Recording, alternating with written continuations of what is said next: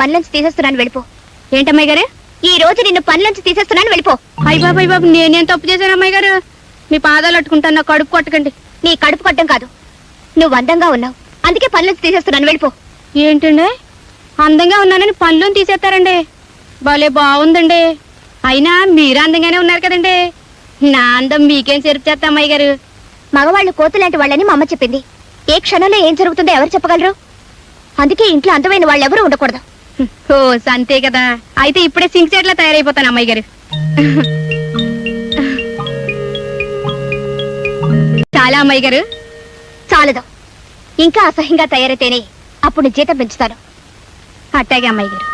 కానీ మీతో ఒక్క మాట చెప్పి ఆ తర్వాత మీరు చెప్పినట్టే తయారవుతాను. ఈ ఇంట్లోనే మా అమ్మ పనిచేసింది. చిన్నబాబు గారు నేను ఒకేసారి పుట్టామట.